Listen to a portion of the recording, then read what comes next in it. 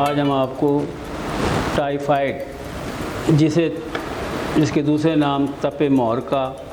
حمى بطنیہ، موتی جرا پہلے لوگ کہا کرتے تھے، میادی بخار یعنی ایک ایسا بخار جو کہ مخصوص ٹائم کے بعد جاتا ہے، یعنی اس میں بخار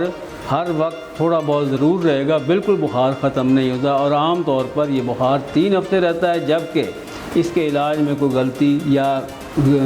کوئی پرہیز میں کوئی غلطی آ جائے تو پھر یہ بخار عام طور پر 4 ہفتے تک بھی جاتا ہے، لیکن اس میں کوئی پیچیدگی اگر پیدا نہ ہو تو یہ بخار چلا جاتا ہے، ورنہ یہ بہت زیادہ جسم کو نقصان کرتا ہے۔ اور عام طور پر کتابوں کو دیکھا گیا تو اس میں اس کی ایک ہی قسم نظر آئی، دوسری قسم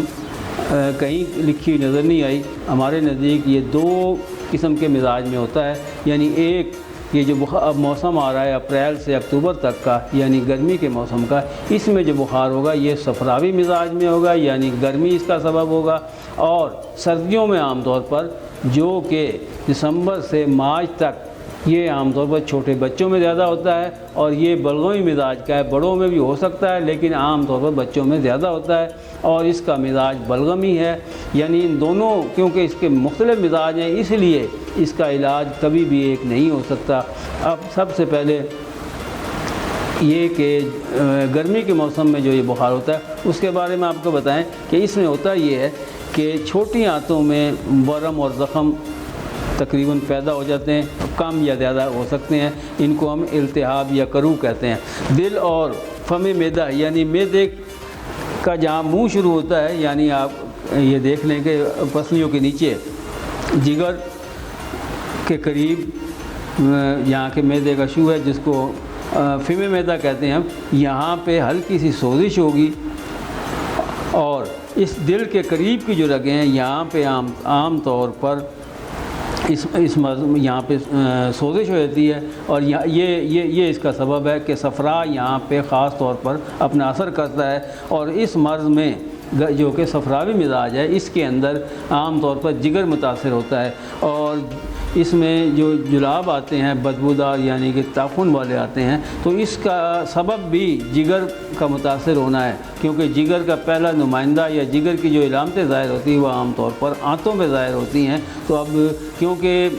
جگر اس کا مرض ہے، جگر میں یہ مرض ہے، اور صفراوی مزاج کا مرض ہے، گرمی کا مرض ہے، اس لیے بدبودار اسہال اس میں ہوں گے، آنتیں کیونکہ انتہائی کمزور، وہاں پہ سوزش ہوگی، اس لیے یہ بات خاص طور پر خیال میں رکھی جائے کہ جب یہ بخار شروع ہو، یعنی کوئی بخار جب 4 یا 5 دن تک نہ اترے مختلف دواؤں سے، تو اس وقت پھر ٹائیفائڈ کا ٹیسٹ کرا لینا بہتر ہوتا ہے، یا کوئی مستند معالج جو کہ مزاج اور نبض کو سمجھتے ہیں وہ اس بخار کی تشخیص کر سکتے ہیں، لیکن اس دور میں بہتر یہ ہے کہ آپ اس کا ٹائیفائڈ کا ٹیسٹ کرائیں۔ تو اگر ٹائیفائڈ ہو تو بخار کو اتارنے کی کوشش بالکل مت کریں، اس لیے کہ آنتوں میں سوزش ہے، اور ہو سکتا ہے وہاں پہ اس وقت جب بخار کو آپ اتاریں گے تو یہ بخار لازمی ہو جائے، کوئی نہ کوئی خرابی پیدا کرے گا، اور پھر یہ اس سے جان چھڑانی انتہائی مشکل ہوتی ہے، اور ساری عمر انسان کو اس کی سزا بھگتنی پڑتی ہے۔ اس میں خاص بات اس مرض کے علاج میں کہ اس میں قبض ہوتی ہے، لیکن قبض کے لیے کسی قسم کا جلاب دینا انتہائی مہلک ہوتا ہے اور انتہائی نقصان دہ ہوتا ہے، خاص طور پر کسٹرائل یا اور ایسی کوئی شدید قسم کی جلاب آور دوا قطعی طور پر نہ دیں، بلکہ ہلکی قبض کشا چیزوں سے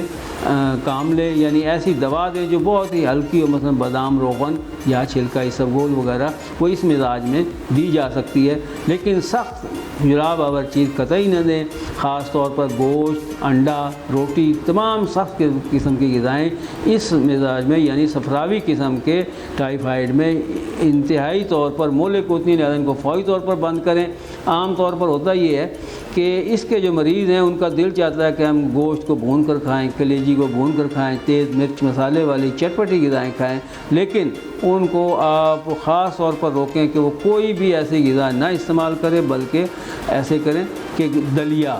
جو کا، گندم کا، ڈبل روٹی، بند اور اس میں ساگو دانہ، ایسی غذائیں دیں، نرم غذائیں دیں تاکہ معدہ راتوں پر زیادہ بوجھ نہ پڑے۔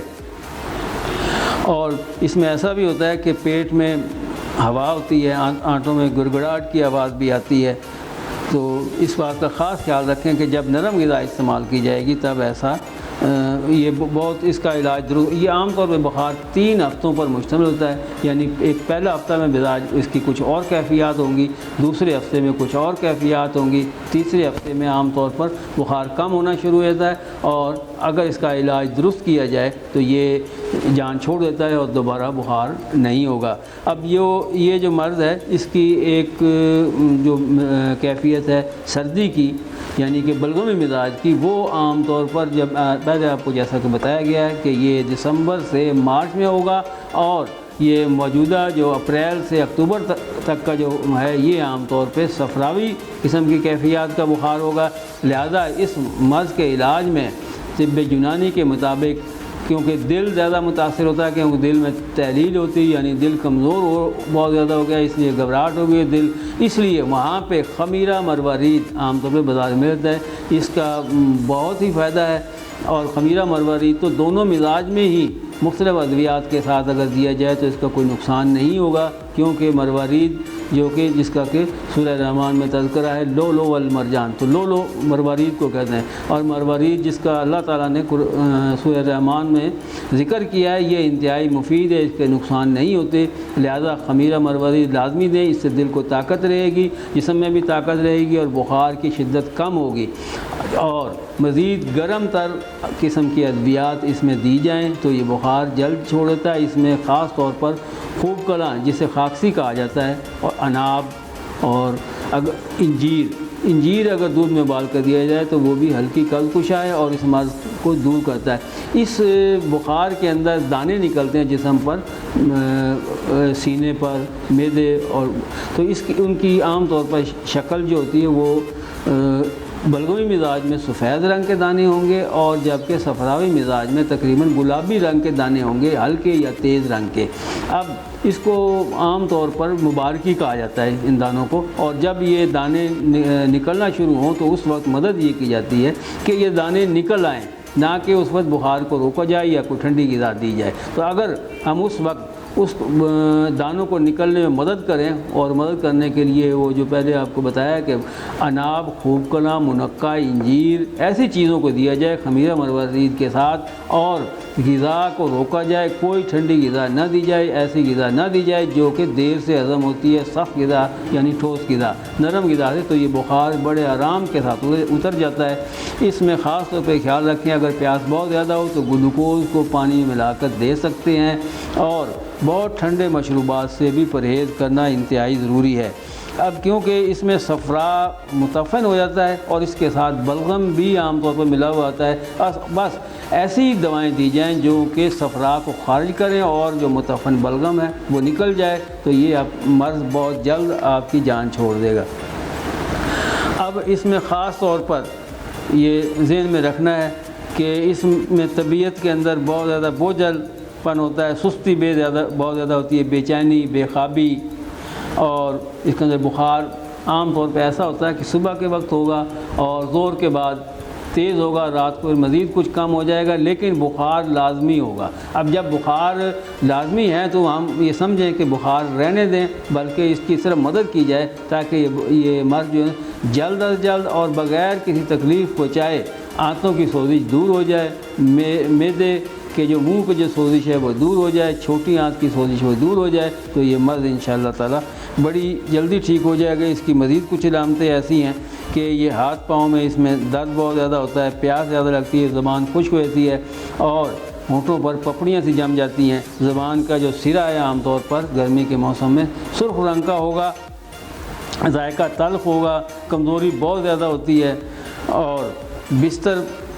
پہ رات کو جو ہے نا وہ بے آرامی سی کیفیت ہوگی، نیند کی انتہائی کمی ہوگی، غنودگی بھی ہو سکتی ہے، اور مرض کی شدت کبھی کبھار جب زیادہ ہو تو پھر اس میں نکسیر آ سکتی ہے۔ تو نکسیر کے لیے یہ ہے کہ اس وقت جب ہم کوئی گرم خشک دوا اگر نہیں دیں گے یا غذا، اور بلکہ اس کو بی دانہ خاص طور پر اس کے لیے بہت مفید ہے، خمیرہ مروارید بھی مفید ہے،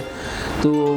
ارگ گاؤ زبان، خمیرہ گاؤ زبان دیا جا سکتا ہے، ان سے یہ نکسیر بند ہو جائے گی، لیکن ٹھنڈی غذائیں اور دوائیں دونوں نہ دیں، تاکہ وہ جو دانے نکل رہے ہیں جس کو مبارکی کہا جاتا ہے وہ بڑے آرام سے نکل آئیں، اور جب وہ دانے نکل ختم ہو جائیں گے تو یہ مرض بڑی جلدی ٹھیک ہوتا ہے۔ اس میں ایک خاص خیال رکھیں کہ تقریباً 400 گرام کے قریب پروٹین یعنی لیمی اجزاء یعنی گوشت روزانہ کا جسم سے کم ہوتا ہے، لہذا جو ہی مرض ختم ہو اس کے بعد خون پیدا کرنے والی دوائیں اور ایسی دوائیں جو کہ گوشت جسم پر پیدا کریں، کمزوری کو دور کریں، اس وقت یعنی بخار اترنے کے بعد تب ایسی غذائیں دی جائیں تاکہ جسم دوبارہ بحال ہو جائے، تو انشاءاللہ یہ مرض ٹھیک ہو جائے گا۔ اور اگر یہ سردی کے موسم کا بخار ہے تو خاص طور پر اس میں لونگ، دارچینی، جوتری، خمیرہ مروارید کے ساتھ اور کشتہ کرنیل جسے کہ 12 سینگا کا کشتہ کہتے ہیں، وہ اس میں بہت مفید ہوتا ہے، تو سردی کے موسم میں وہ استعمال کریں، اور گرمی کے موسم میں اس میں خمیرہ مروارید، اناب، خوب کلا، منقع یہ دیں تو انشاءاللہ تعالی آپ اس مرض سے نجات پا سکتے ہیں۔ اور اس مرض پہ بتانے کا مطلب یہ ہے کہ آپ کو دوائیں نہیں بلکہ آپ مرض کے علاج میں آپ کو سمجھ لیں کہ کہاں علاج ٹھیک ہوگا، کس قسم کا علاج ٹھیک ہو رہا ہے یا نہیں ہو رہا ہے۔ بخار اتارنے کی کبھی بھی معالج کو یہ نہ کہیں یہ بخار اتر جائے، بخار کو اس میں اتارنا انتہائی نقصان دہ ہے، اور بخار اپنے ٹائم کے ساتھ چلا جائے گا۔ مرچ، سرخ مرچ خاص طور پر، اور سالن جس میں تیز مرچ مسالے ہوں ان کو قطعی طور پہ استعمال نہ کریں ہر صورت میں، اور نرم غذائیں ہی اس کے لیے مفید ہے۔ جزاک اللہ۔